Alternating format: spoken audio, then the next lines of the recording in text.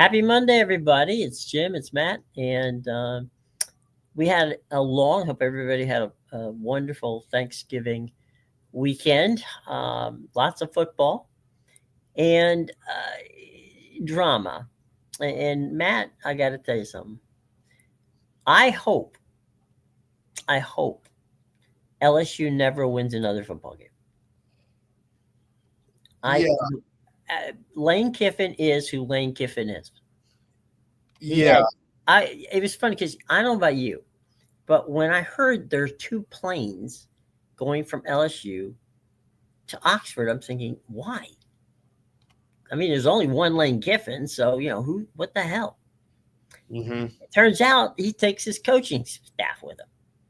at least attempted to. Yeah, I got a pretty good chunk of them, yeah. He got his offensive coordinator, his right? general manager, his Strength strength and coach. conditioning. Yeah.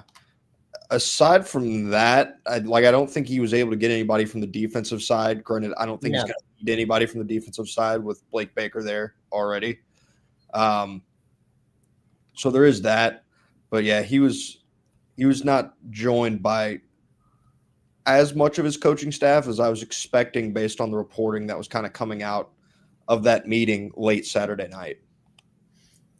from what I heard and talked to people about it, they said that there was a big battle that went on between the president of Ole Miss, the AD, and Lane.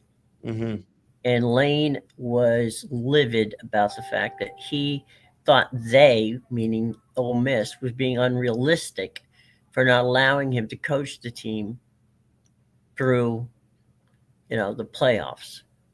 Yeah, I put out a tweet yesterday because I was just sitting there thinking about it as kind of everything was unfolding yesterday, and people are going to make the comparisons about how LSU and Lane Kiffin are a great match, and there's a lot of stuff football related, like on the field related, that's a great match. But I think about the way that these seasons have gone for these guys. When LSU fired Brian Kelly, uh, Having a little trouble with your microphone there, bud. can you hear me? Hello.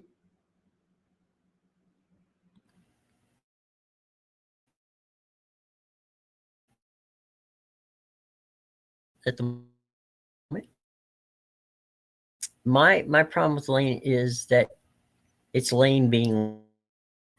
We had hoped. I mean,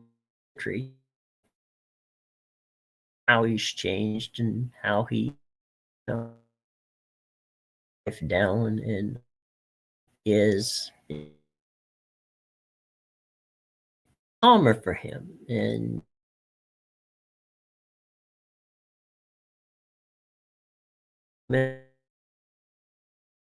this is where he wants to be. So, now we're coming back to Matt.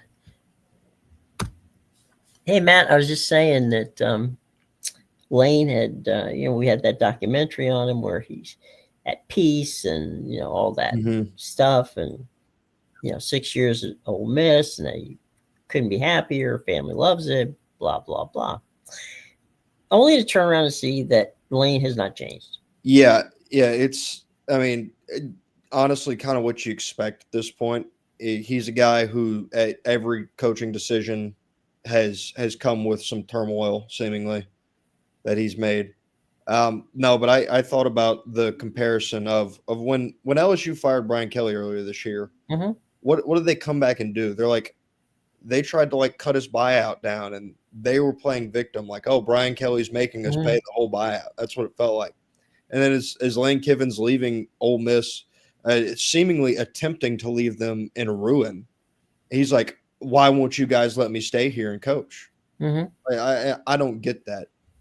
Now, what I will say in terms of Lane Kiffin and I guess the credit that's due is one, if he had just left for LSU, if you take away all the other stuff, he just left for LSU, it's it's the better job. It is unequivocally the better job. The brand's better. The high school recruiting's better. You're probably going to have better roster funds to work with overall at LSU. And I don't think anybody's going to dispute that fact. But it was the manner in which he went about it that made this as big an issue as it is. Yeah, I mean, look, if let's say 2 weeks ago, when this whole thing kind of started, hell, even a week ago, right? Even after the, when, when he was getting ready for the Egg Bowl, and he said he may have said, "Look, I'm gonna, I want this to go over, and then we're gonna, I'm going to LSU." Okay, Mm-hmm. even that I could have tolerated, Yeah. but to drag this out and to basically say to his players, I don't think we can win championships here. Because that's what he's doing. That's what he's saying. He doesn't have to say it. And please tell me, I want to go home and, speak to God. Was God, an LSU fan? He must have been. Because I don't get that. I mean, the money's not that much different. Okay. It's really not. Yeah. But the thing that I just don't get with Lane is he's never happy. No, he isn't.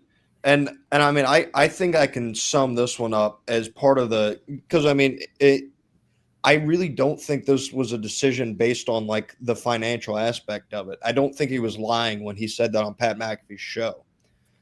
But I'm going to throw three things out here, and I want you to pick the odd one out. Okay. Georgia, Texas, Ole Miss. Yep. That's the Saban disciple group chat they have in the SEC. Who's the odd one out there? That's It's Ole Miss, right? It's Ole Miss, and I don't think there was anything like people have with Lane Kiffin and who he is. People have been using the analogy of relationships seemingly the entire time, and so Ole Miss was never hot enough. It didn't matter, how many Botox injections or plastic surgeries they had. Ole Miss was not hot enough at their base. He wanted to be at a place like a Georgia and a Texas like Sark and Kirby are. It was never about the money. It's about the name for Lane Kiffin. It's the same reason he went to USC when he left Tennessee. It wasn't because Tennessee wasn't a good job. It was because USC was the name that Lane Kiffin wanted. Lane Kiffin has been chasing this name that he can stick next to his and be like, this is who I am. Like, this is where I am. And as much as I have a problem with some of the stuff and the way he handled it, the thing that rubs me the worst is his interaction with the Ole Miss beat reporter Ben Garrett. That drove me up a wall. It was an analogy that he took exception to, and then he took the petty way out the same way he takes the petty way out of everything. And people will sit here and they're going to bash him online for as long as it takes. But you can tell by his social media posting, it does not bother him. He got what he wanted. It does not bother him. Well, it's all about him. But let me ask you this question. Do you think the coaches at Texas A&M, Alabama, Georgia, woke up this morning and said, oh my God, Lane Kiffin is at LSU. Boy, we're going to have a problem. No, I don't think anybody. I don't think any of those four in the Southeastern Conference woke up today thinking anything, but I'm waiting to run him out of the building. Yeah, I don't think it's that like intimidating of a hire. He has done a really good job these last couple of years at Ole Miss. Ain't won nothing. Yeah, you can't take that away from him. But you also can look at things objectively and say that last year's team was probably better than this year's team. Mm-hmm. I think just objectively, talent-wise speaking, they lost 3 games.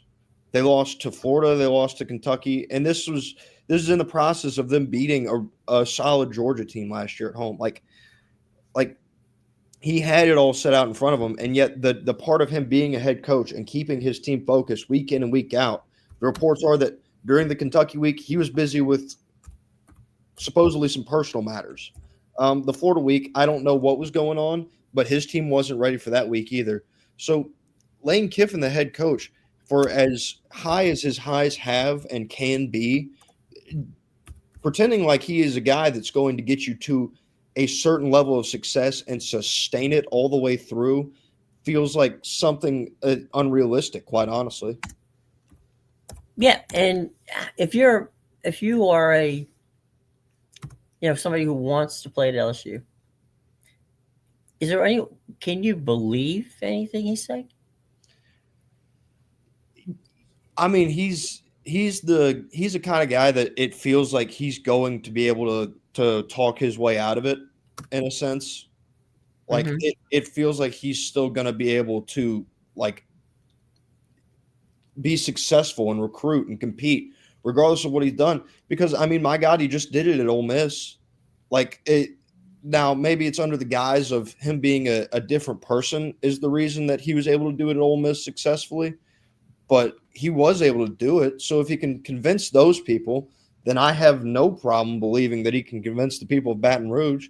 I mean, there are people online that really feel like Lane Kiffin was wrong. And by people, I mean LSU fans that feel like why are you bashing Lane? Like what did he do wrong here?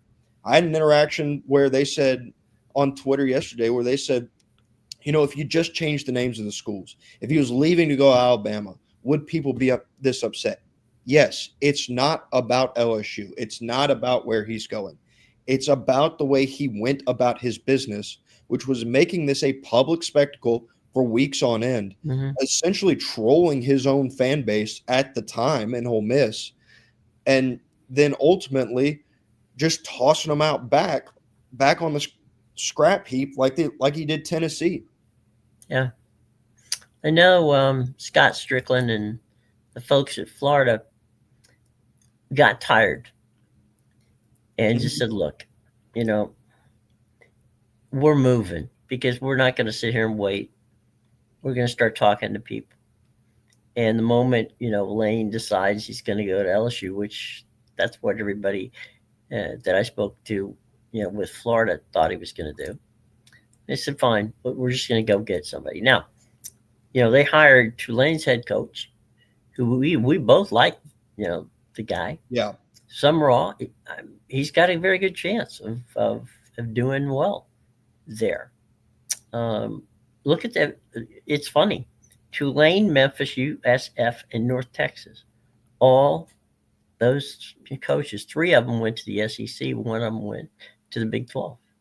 Mhm. Yeah. So they're all the where are the assistants? No, they want head coaches who are going to come in and hopefully, for their sake, have impact. And I was told on Saturday that there were that don't don't don't sleep on the idea that Golish is going to Arkansas. And I said, what's up? And they said, well, we know that he's got two other offers out there. Mhm. He's got Auburn and Ole Miss contacted as a what if situation. And so whenever um, the dust cleared in the morning, Golish takes the Auburn job. And again, look, the way Alex handled it, the way the school handled it, I have no problem with it. He did a very good job at USF, and for that I appreciate it. He coached through the game the other night, the game against Rice, and he basically when it was over, it was over, and he didn't say to anybody, well, I want to stick around for the bowl game. He said, look, I know you've got a job to do, and Rob Higgins, actually in social media, Rob Higgins put a thing out saying how much he appreciated, how professional Golish handled it. Somerville handled it well with Tulane. The Memphis coach, did a good job there, too. Mhm. North Texas, everybody handled, leaving where they were with a very class ending. Yeah. Why couldn't Lane have done that? Yeah, I don't know. To be honest with you, at this point, it just feels like kind of who he is, the way things are going. Um, for him, I will say I think lost in the big shuffle of all this coaching hire is the people down there in Arkansas. They are done. Quite frankly, with they are not happy with the hire. They are not happy with the numbers that have been tossed out there that they were not willing to pony up for Alex Golish. They're not happy with Hunter Yurachek, the athletic director there. And Mhm. at this point, to be honest with you, I can't really say that I blame them all that much. Um, it feels like a guy here who's got a losing record against top 25 opponents in Ryan Silverfield. Mhm. And it's understandable to be upset at this point because you feel like time and time again Arkansas has botched these hires. They don't have a collective. They haven't sold the naming rights to their field. Mhm. It feels like they've dropped the ball on so many things that could pour money into this athletic program and into this football team because and this is the reason I feel like it's fair because I watched that football team and I didn't think, man, they're a coach away. I watched Mhm. that football team and said, man, if they'd spent a little more on their NIL here and Right. they supplemented a little bit more on that defense and maybe added an extra piece or two on offense, then maybe some of these really close results that you guys are having, they flip the other way, not because of the coaches, but because of the players on the field. So it's an understandable gripe that Arkansas fans have right now with their athletic department. Well, I mean, Arkansas was once an incredibly relevant program, Mm-hmm. and it just since they've gone into the SEC and away from the Southwest Conference back in the old days, when frankly Texas and Arkansas had one of the bigger that rivalry was bigger than Texas and Texas A&M.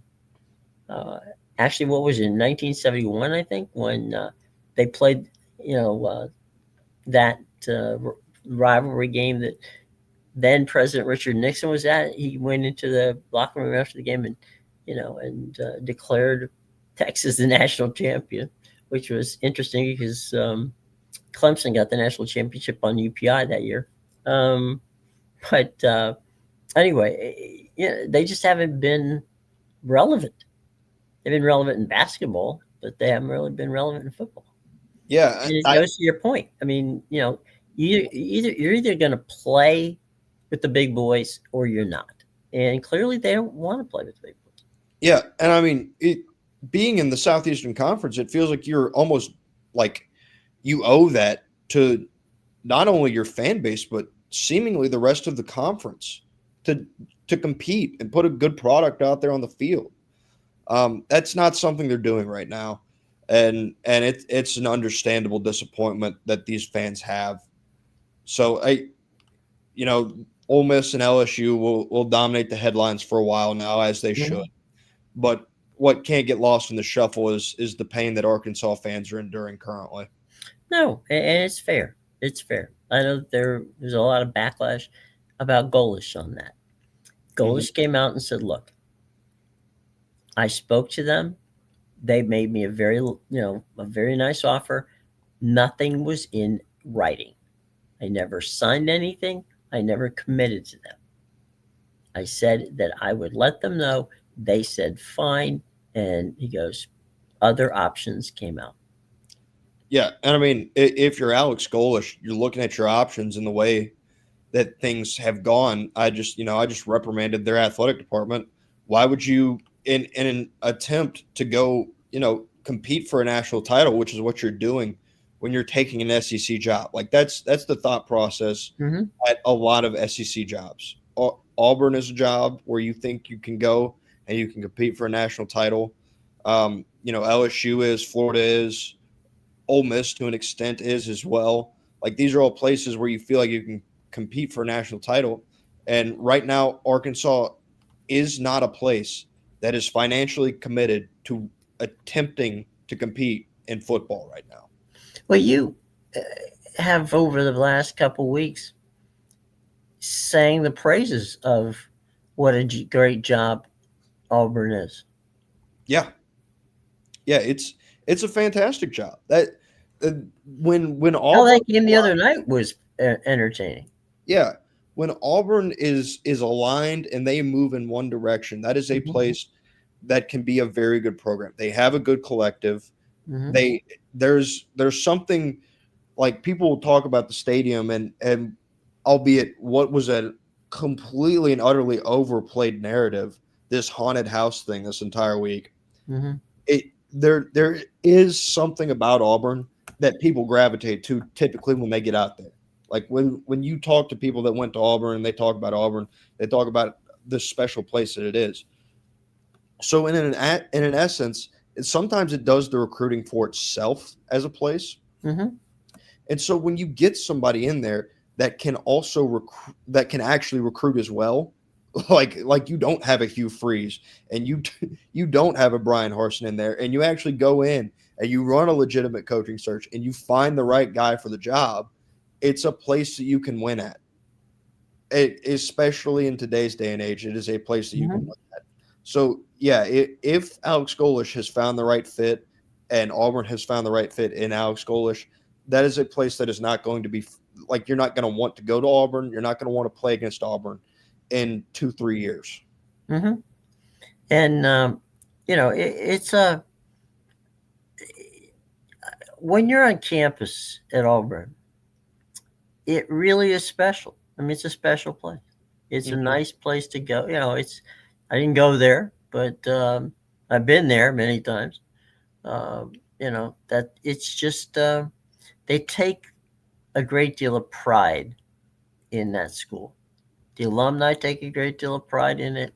The people around it. I mean, gotta remember what it's about 90 miles from Atlanta, right?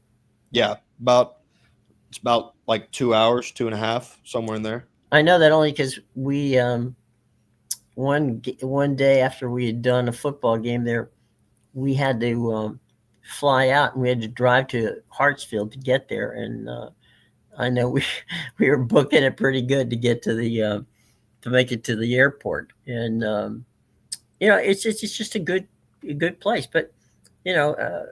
We like somewhere else higher at Florida. A lot of Florida people were nuts about going. We just got away from a G5 coach. Now you brought another G5 coach in. What Yeah, the hell's going on? But he's not a G5 coach. And people have got to understand that the Atlantic, the American Conference, the upper echelon of the American Conference, with the coaches they have, are good coaches. yes. So why would you not want to have somebody? And he's successful. There's no reason to believe he can't coach at Florida. Hmm. Yeah, no, I mean John Summerall had done a fantastic job. Willie Fritz left him a pretty good situation down there at Tulane. Mm-hmm. Based on the success that Willie Fritz had at Tulane, it Mm-hmm. was understandable to expect some form of drop off when you make a coaching change. That didn't really happen at Tulane. Maybe they didn't enjoy like as high a level of success. But when I say Mm-hmm. as high a level of success, we're talking like maybe you lost 1 to 2 extra games throughout a season than Willie Fritz had during his run there.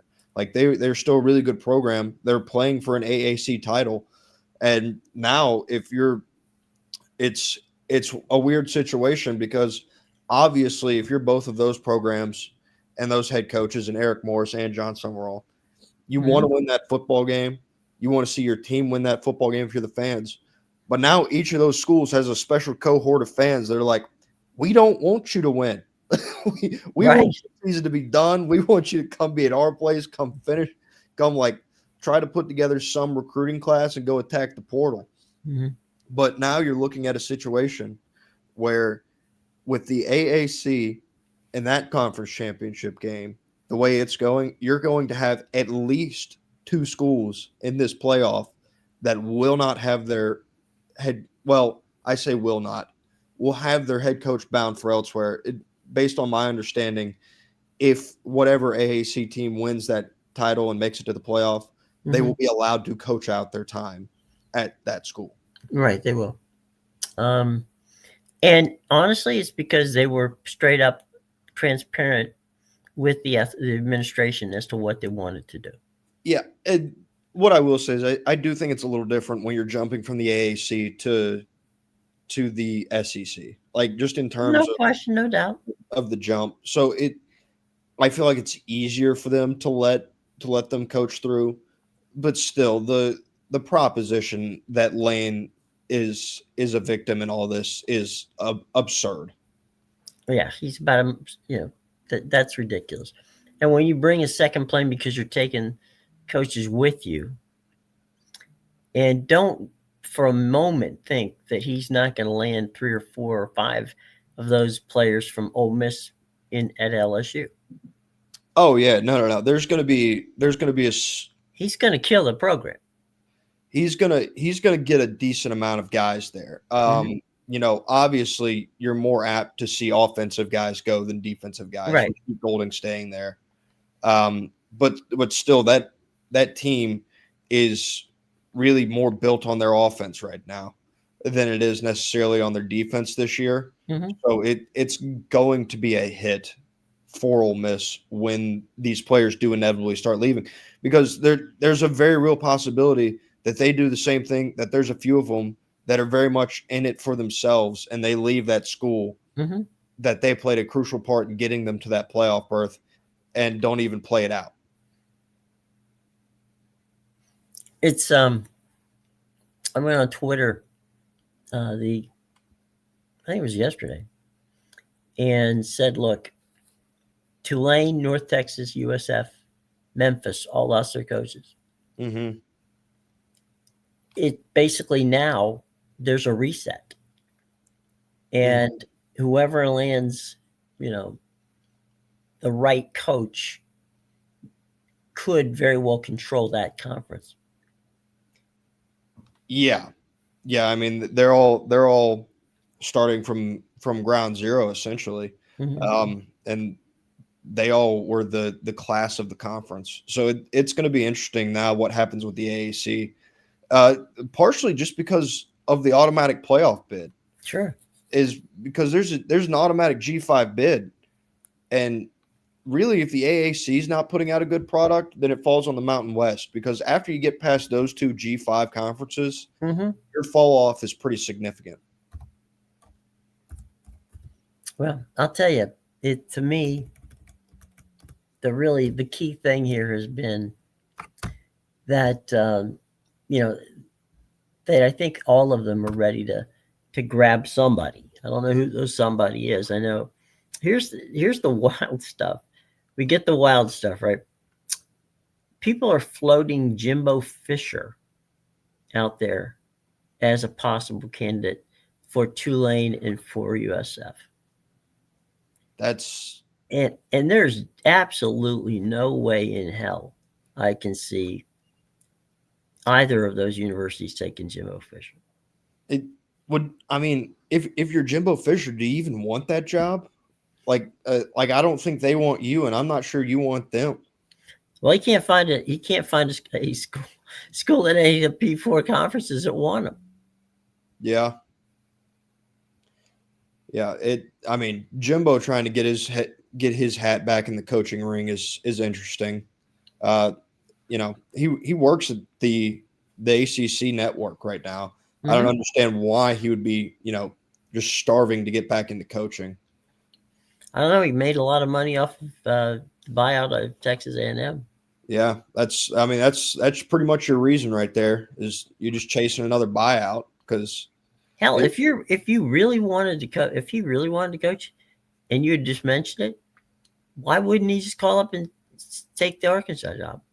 yeah, He's banked all the money, so it doesn't. This would not be about money. This would be yeah, about I want to get back into coaching and prove that I can coach. yeah, you would have placed a call to Arkansas Mm-hmm. in an attempt to get that job. I mean, heck, at this point, the way Florida State's going, you probably would have placed a call there. It sounds like Kentucky is in the process of opening their job up, Yeah. so that may be another option for him if he does really want to get back into coaching. Then we got in the crazy world, John Gruden, Yep. and I know John and Rob Higgins know each other. And John's house is about 20-minute drive from USF, but I'm pretty sure John's not going to take the USF job. Yeah, I think when John has his sights set on returning to coaching, I think his sights might be set a little higher than Florida and you than South Florida. Hmm. Not a disrespect to that job. I think it's more No, just the way that no, it's just John views himself in terms of where his coaching or where he wants to coach. he wants to coach USC, but that probably isn't going to happen. Well, there's a it, I because this is one that I don't get and I haven't really gotten a good feel or understanding of the whole way. Is what in the world is going on, with Penn State, that head coaching job, with I don't USC know. and everything that's talked like for any job opening that's been, it sounds like all of a sudden Lincoln Riley's just started popping up. It's like, well, the word is that he wants to get out of Southern California. And first off, why? And second off, where would Lincoln Riley go if he were to do it again? Not to mention the fact that he's starting to work himself into a Lane Kiffin tier if he were to leave South California, Southern California. Jeez. Yeah, I don't I don't see the fit. No, no. I mean, you've got Penn State now that they're still sitting there open. I don't know who is going to be the head coach. At this point, I'm not sure anybody knows who's going to be the head coach. Um, they have made a mess of this with now their former head coach snagging again two more of their former commits today to add Hmm. to that Virginia Tech class. So the more time goes on, the one I think there's two aspects to this for Penn State. The more time goes on, the less likely you are to be successful next year, which feels like it's already an uphill battle going into the next season. Hmm. Two, the more time goes on, the more recruits like you're gonna the are not that the less likely you are to hit a home run. It feels like because at that point, the longer this is taking, it feels like more people just continue to tell you no. And it's starting to get into a way where it feels like Penn State is starting to tread dangerously into that territory that Tennessee found themselves in after Hmm. they fired Butch Jones, where no one would take that job. I'm wondering if they have a deal because we talked about Ohio State and their coordinator, defensive coordinator last week. I'm wondering if they have an agreement that once Ohio State's finished, that they can hire him over to come to Penn State. But at this point, it feels like there would have been some sort of something that came out of somebody's mouth, unless they are Mhm. just being incredibly like absurdly well tight-lipped on this.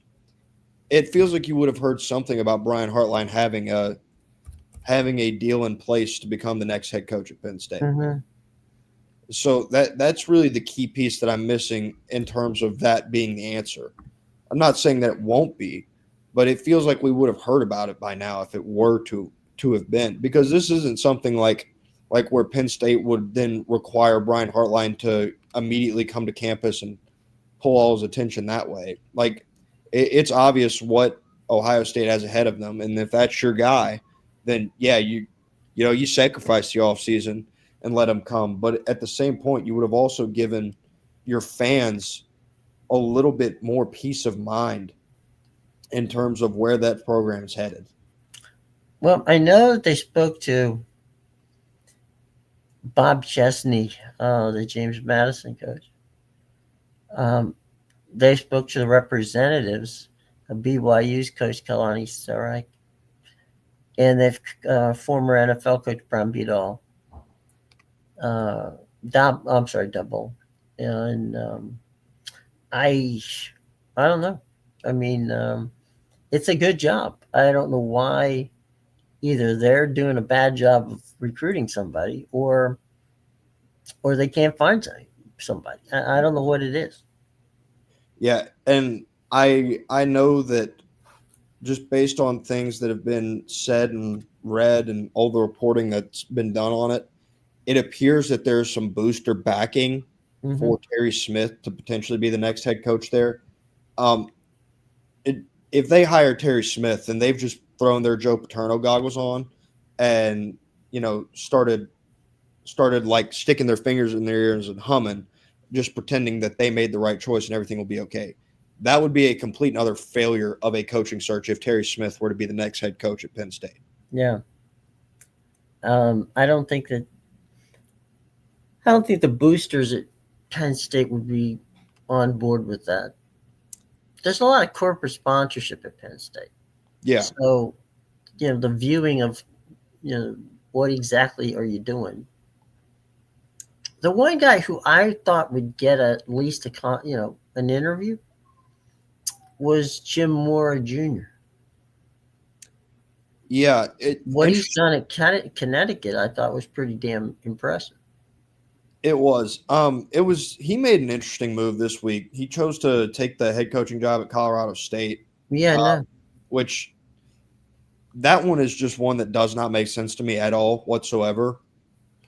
Just because it feels like such a lateral move based on where he was at that you would have just kind of expected him to stay put hmm if that was the move he was going to make. Now, if he was going to go to, you know, if UCLA was going to hire him back, that's understandable. You take that job. I'm very perplexed by the move from UConn to Colorado State. yeah, and it's like Colorado State's not a bad school, but you know, I just it doesn't. UConn he had building, and I think he could have easily walked into a couple of other P4 jobs. Um, so yeah, I'm not sure what the hell happened there. Yeah, I I just I did not get that one in this wacky coaching carousel that we're headed down. That was one of the more confusing moves that was made over the weekend. Um, I was talking. Somebody asked me if I were coach. If I were looking for the next coach of USF, who would it be? And I said Willie Simmons. Mm-hmm. I like Willie. He's never had a losing season. Um, you know, it's he's he did well at Florida A&M. Yeah. He's got incredible ties to all of the major, high schools in the state. He's well thought of. He's right now at FIU. Took that program and turned it back around. Mm-hmm.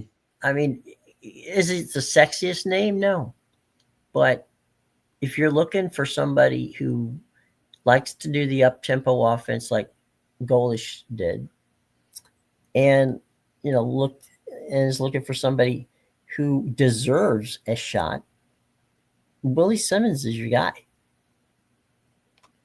Yeah.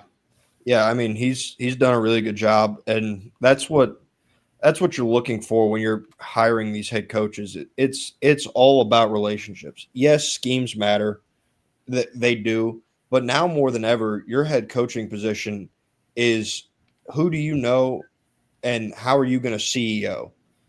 Because like these, a lot of these head coaching hires, when you're talking scheme and the way things are going to be done, yes, these guys have a belief and they will have their fingerprints on whatever side of the ball they have spent most of their career coaching. Mm-hmm. But you're still going to hire a coordinator to take over the play calling duties of said side of the football. So while it may be, your scheme, you still have to relinquish that duty in this day and age. Yeah, I mean you can't expect it to be all you. By the way, I apologize for not saying this. Bob Chesney took the job at UCLA. He did? Yeah, When? about 20 minutes ago. Oh, well, so there is now that you say that, there is a scenario now where And there by are. the way, he's the son. We're talking about we were talking about the American, right? He's Mhm. the son. He's with the Sun Belt. Yeah, yeah, that's what. Well, that's what I knew there was a good chance that he was headed elsewhere. James Madison seems to have a little bit of a special lore to it, so there was also a chance that maybe he didn't get the right offer and would stay. Um, but there's now a chance where if Duke wins on Saturday in Hmm. that ACC title game, that Yeah. you have three programs in the college football playoff. One that is, now with a new head coach, and two that will be with, I would assume, their old head coaches just for that playoff run. Hmm. It's it's crazy. I mean, we gone are the days of hiring the coordinators. It looks like. Yeah, I don't. I'm trying to understand why that's happening. Is it a shorter leash in terms of time? Like everybody talks about the calendar and how bad the college football calendar is, and it is bad. Don't get me wrong, Hmm. but is this the reason? Like, does nobody want to wait on a guy to, I guess, learn how to be a head coach anymore? And that's the reason we're going the route of almost exclusively head coaches this hiring cycle. What I've been told by a number of athletic directors is that because of the portal, because of NIL, because of so much other, you know, for lack of a better term, sidebar issues, right? Hmm. That they want somebody who understands what it is to have the control of being a head coach. They don't want somebody who they have to teach or learn, if you will, learn the job. And so, yeah, that's why most of them have come that way. What I was just saying, Matt, was that the ads that I spoke to say that they just don't have the time for a coordinator to get up to speed on how to become a quality head coach. They'd rather have somebody. For instance, I mean, we mentioned it today, right? There's five of the openings that we talked about went to G5 head coaches. Hmm. Now there are a hell of a lot of coordinators out there who I'm sure would just as easily make fantastic coaches. Yeah. But the ads say, look, I'm sorry, we got too much money invested in this.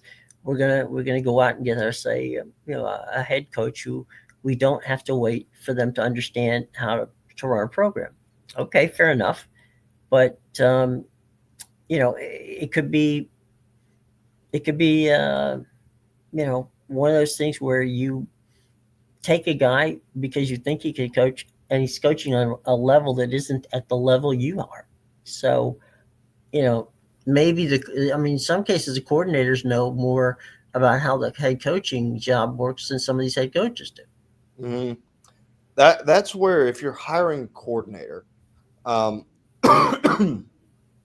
where you're going to hire from Georgia and Ohio State and Oregon Hmm. and all these schools, is you're going to hire a coordinator that has been doing it at the highest level for a significant period of time. Hmm. That's what makes Brian Hartline an attractive head coaching candidate. Hmm. That's what's going to make, if that Kentucky job does come open, Will Stein at Oregon, their offensive coordinator. That's what's going to make him an attractive option. Is you've got to now, the pool of coordinators that you're willing to hire from shrinks dramatically because it has to be somebody who has essentially already cut their chops in terms of learning how to run a program under some of the best that are doing it right now. If I were UCLA, I would have just opened up everything and tried to get Will Stein. Yeah, I'll be surprised. Honestly, I know he's a Kentucky guy. I would be surprised if Kentucky was a job that he was willing to leave for. No, But but you know, it at this point nothing shocks me in strange. college. Yeah, stranger things have happened. So yeah, um, crazy weekend. Okay, now you got Georgia, Alabama, Texas Tech, and BYU, Indiana, and Ohio State, and Duke and Virginia as your P4 championship games. Hmm. Some very interesting situations along that line. Yeah. Um, Quick aside, because people have been absolutely losing their minds over it yet again today. Um, College game day is going to Atlanta. Um, yeah, they chose to go to Atlanta over the Big Ten title game. You don't see big noon kickoff scheduling SEC games. So, conference bias, media bias, what have you. They're going to Atlanta. In all honesty, though, the history that Alabama and Georgia carry, it just carries more brand value than Ohio State and Indiana does. Flat out, plain simple, no two ways around it. The other the actual football side of this is that there is chaos that awaits in this scenario. Like Mm-hmm. there is a certain subset of results where you just go, we kind of don't know what everything's going to look like. What what if Alabama beats Georgia? What if BYU beats Texas Tech? Um, these are things that can shift like who's in. Like if Georgia beats Alabama and BYU beats Texas Tech, and you just chalk everything else, then you're looking at a world where Alabama is likely out of the college football playoff because Mm-hmm. BYU has jumped in over them at that number 10 spot. If Alabama were to beat Georgia and BYU were to win, then you're looking at a weird one because now Alabama is a conference champion that has to stay in, and now Mm-hmm. BYU also has to work their way in. So who's dropping out on that backside if those results were to happen? You feel like the top six-ish teams are kind of locked in, which is good. But then there's that fun scenario up there in Charlotte where what happens if Duke wins the ACC title? Which they could. Yes, the ACC, and I'll add this on there.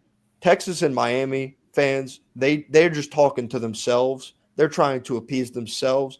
There is not a soul that believes that either of those two teams is going to get into this college football playoff, nor do they deserve to. And if they have a problem with that, beat the teams you should have beat. That's it. The Texas fans have been like, well, if we hadn't scheduled Ohio State, we'd be in the playoff. Guess what? If you beat a 4-win Florida team, you'd also be in the playoff. But Mm-hmm. you were one of their 4 wins. 4. Mm-hmm. So that's the reason why. And the same goes for Miami. Don't lose to Louisville and don't lose to SMU. You're in the worst Power Four conference there is, and yet you're so mighty and powerful, but you lost twice to them. I don't want to hear it. Mm-hmm. No, there's. I mean, we heard Sark and Cristobal both plead their case. Um, Look, I don't blame him for doing it, but Yeah, it, no, it I mean, rings hollow whenever you start looking at stuff like that. yeah, like it's their job to plead their case. I don't put Mm-hmm. any like smite on them. That's your job. You feel like you've done a good job. You feel like you deserve it. But just objectively speaking, from all these figureheads, I mean, Chris the Bear Felica has pretty much just been on a propagandizing run of why Miami should be in, Mm-hmm. specifically over Notre Dame. It's like what are we doing here? Mm-hmm. Like win your games you're supposed to win, then you're in. It feels so simple, yet people seem to make it a lot more difficult than it needs to be.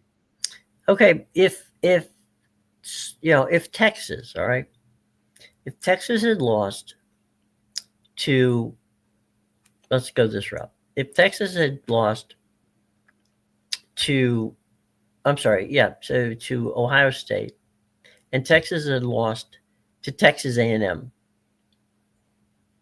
and those were their two losses, right? Mm-hmm. I would say, okay, you know what? They lost what was by a touchdown to Ohio State, Mm-hmm. and they lost again, not by much, to the other night of Texas A&M.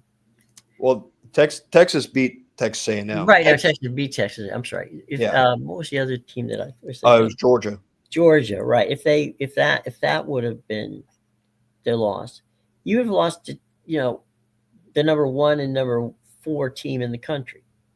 Yep. So, Both on the road. I would say okay. One was a conference guy, right?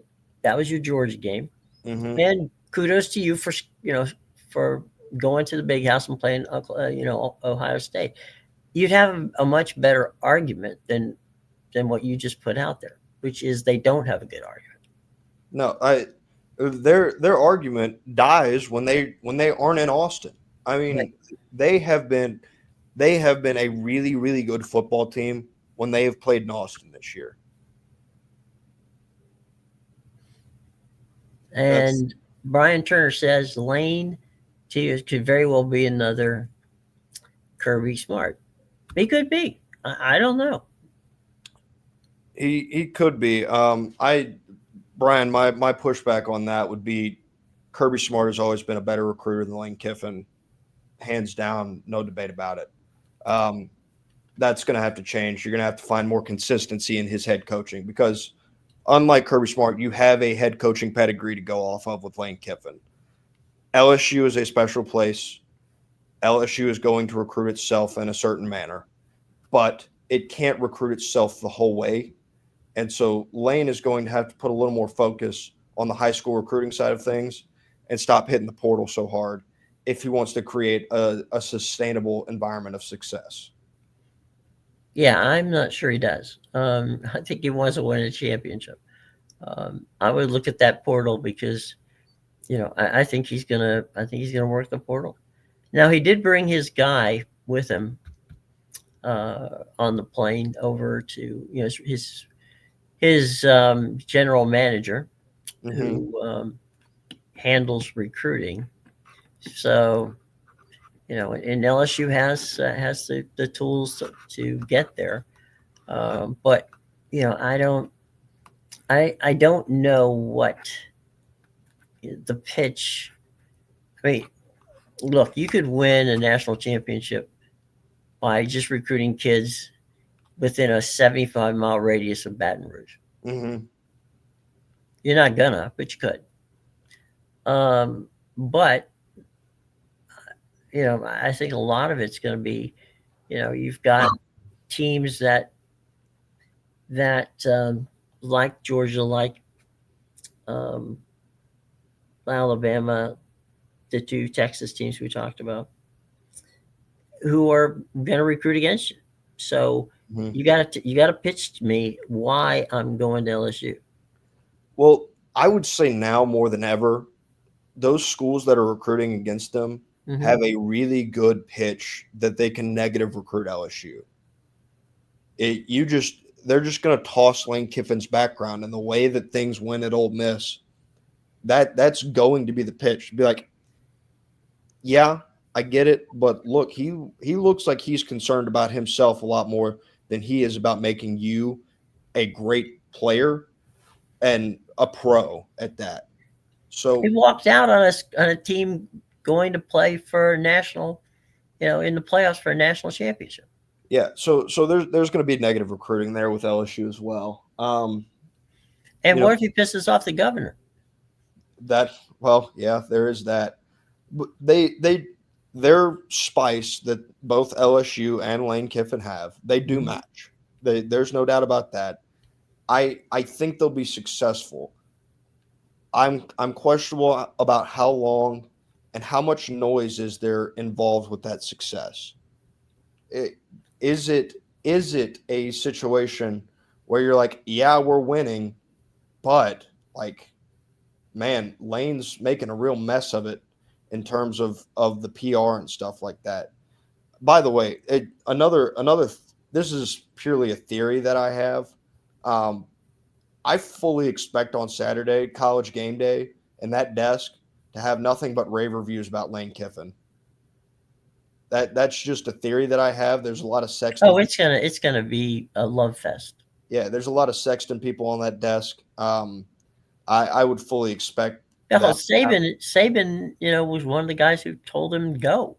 Yeah, yeah. So By the way, Saban also fired him. yes, yeah. Saban is the reason that he went to FAU. Like he, Mhm. so there is that. 1 week before the title game. Yep. Yeah. So there's I don't know. There's just so much. I can look at things and say that Lane Kiffin made a decision that is a undoubtedly better job, and then I can look at it and say that Lane Kiffin made a decision where they're probably going to be more successful consistently over the long term at LSU than if you were to have stayed at Ole Miss. But I can also look at it and say, man, did he go about it just as horribly as you possibly can? And if Mhm. you eventually get past all that and say there is a Lane Kiffin that has made some growth, then yes, you have a path to success.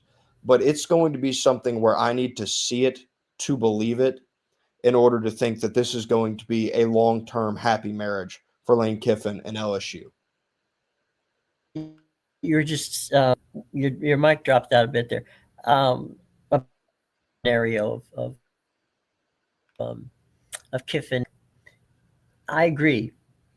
There is no reason why LSU and Kiffin can't be successful. There's no reason why LSU and Kiffin can't win a national championship. Okay, that all of that's possible. Mm-hmm. I'm definitely saying that can happen. What I'm saying is that this weekend was everything wrong with the present system of college football. Yeah. Yeah. I mean, It was there's no. handled in such a ham-handed way, and the idea that you're going to steal coaches away just because you're annoyed that that they wouldn't let you coach, in the playoffs while you're going to a school that, by the way, you're going to play on your schedule next year. Yeah. Um, I think rings hollow. Yeah, I mean, Ole Miss and LSU aren't exactly friendly fan bases with No. each other. They play in the Magnolia Bowl. That is a rivalry. They don't exactly Mhm. love each other. That will add extra spice. But boy, you want to talk about a scene next year. Next year in Oxford, when Lane Kiffin returns to town, that is going to be a fan base that is out for blood. Um, in no uncertain terms. I mean, when you look at some of the stuff that they've already got put out on social media in Mhm. terms of exposing Lane Kiffin's dirty laundry while he was there, which is exactly what they're doing. By the way, if you're going to try to burn a place down, I would burn a place down that I don't have just, loads and loads of dirty laundry Right. left which apparently was not the case with Ole Miss. And he said, screw it, I'm going to burn it anyways, which was an interesting tactic. Yeah, it was definitely an interesting tactic. Um, so we've talked enough about Lane and the other coaches. Anything over the weekend in high school, in college, that surprised you? No. We talked about it pre-show. Rivalry Mhm. week. It's not easy to say. Yeah. Um, it is a special week in college football just in Mhm. terms of the you know, it shows what makes college football what it is on like Mhm. a magnified scale just because Yeah. of all of the rivalries that there are. Um, But at the same time, I also tend to take rivalry week, the results in a vacuum. Like I Mhm. see it as one off. I know Georgia went to Mercedes Benz and beat Georgia Tech 16-9 in Mhm. what was an ugly offensive football game where Gunnar Stockton could not throw the football. Now there's schematic reasons as to why Gunnar Stockton wasn't throwing a lot, why Georgia executed the game plan that they did. I'm Mhm. not going to get into all of that. But it's the same reason that I expect Alabama to look completely different than the team that I saw in Auburn, Alabama on Sure. Saturday night. These are results that I've gotten burned by before. Like I can tell you watching that 2023 Iron Bowl that I did not think there was a chance in hell that Alabama was going to roll into Mercedes-Benz Stadium and Hmm. beat Georgia after the way they played in Auburn in 2023. I mean, narrowly escaping the way they did. I Right. can say the same thing about that same result for 2021 and the way Alabama escaped Auburn. And you go back to last year, it, Michigan beat Ohio State, and Right. Ohio State rolled to a national title after that. Hmm. So while these results are fun and they are different, it has never rang more true. This is rivalry week. Throw the records out. These results are going to be different than the teams you will see the rest of the way. I personally, two games surprised me. One, Florida just beating the living dog out of FSU. That surprised me. I thought Yeah, it would be. I thought Florida would win. I just didn't think it was going to be like that. Um, and the other one, I don't know why I was surprised, but Vanderbilt going in and rolling Tennessee at Knoxville. yeah, I was a bit surprised by that Vanderbilt and Tennessee result as well. Started out, had a really good first half of that football game. Hmm. Looked like you were kind of in for a barn burner there. And then Vanderbilt came out in the second half and they pulled away. That brings to question a lot of stuff about Tennessee and their head coaching, Hmm. scenario. It's going to give Diego Pavia probably a little bit more attention than maybe he deserves, all things considered. Um, when it comes to this Heisman race, just because in a week where it felt like a lot of people didn't show up that well, like Ty Simpson didn't play that well, Gunnar Stockton played awful. Um, all these Heisman. I mean, Jeremiah Love didn't play fantastic at Stanford. Hmm. Julian Sayin played well enough, but his numbers weren't going to blow you away. Fernando Mendoza played Purdue. Um, Hmm. so that opens the door for him to sneak his way to New York as well. Um, but but Tennessee fans don't seem very happy with Josh Heupel and the way things ended this season, which if I were to say anything to Tennessee fans, I would caution you on running him out of town. Right. Yeah, like yes, it wasn't a fantastic season, but you guys have to remember where the expectations were set in the Right. off season after Nico left. Like this wasn't a place where you were expected to go win, you know, 10, 11 games and make a college football playoff this year. Right. That wasn't going to happen. Okay, we got time for just a couple of quick thoughts on the NFL. Right now, Denver and New England are your top two teams in the AFC. Over on the NFC side, Lord knows what's going to happen. Suddenly, Carolina's been has playing well. Um, I don't know that. I honestly don't know. We talked a little bit about this last time. I honestly don't know if there is parity has reigned supreme this year in the NFL. I don't know that there actually is a super team in the NFL. Yeah, there's not really one that you can point to. The note that I have on the NFL is, man, I feel bad for the Indianapolis Colts. The season they were having, how good it was. Hmm. Daniel Jones now supposedly has a fracture in his fibula, Right, which I didn't watch the Colts game on Sunday. right. Just from the video I saw at practice of Daniel Jones trying to move around, that's not something where you're going to be able to go anywhere with that leg. No, The same goes for it. It appears that Sauce Gardner might have torn his Achilles on Sunday as well. yeah, And that was your big trade deadline acquisition, so that hurts their chances as well. Matthew Stafford felt like he had a chance to really cement himself as the leader in the clubhouse for the MVP hmm, on Sunday, and you lost to a, albeit better, but still not like Carolina's record is a lot better than I think anyone could have expected it to be at this point in hmm. time. And yet I sit here and it's almost like I'm scratching my head when I watch these games. Like, how on God's green earth has Carolina won the amount of football games that they have? Like, you've overachieved relative to expectation, and that's great. It's confusing the way they've won football games. Look, I like Dave Canales a lot. Good man, and happy to see him successful. Um, but you know, in sports, we all know luck finds a way, right? And I think in this particular case, We got lucky. The balls are bouncing their way. Look, they got to win, and I don't give them credit. I don't take credit away from them winning. It's just how they've won that's been interesting. I mean, Matthew Stafford has his worst, game this year. Of course, sometimes it's tough. Sometimes, and I'm not use this as an excuse, but a West Coast team coming east is and playing a 1 o'clock window, or even a 4:30 window makes it tough. And we'll see. But Carolina's going to have a chance here in the next few weeks to either play themselves into the playoffs by winning the division, or just proving that Dave Canales is a much better coach than many people thought he was. Yeah, I mean that division, the NFC South, is quite frankly the most depressing division in football. Yep. I have the displeasure of watching the Atlanta Falcons as my regional game every Mm-hmm. week.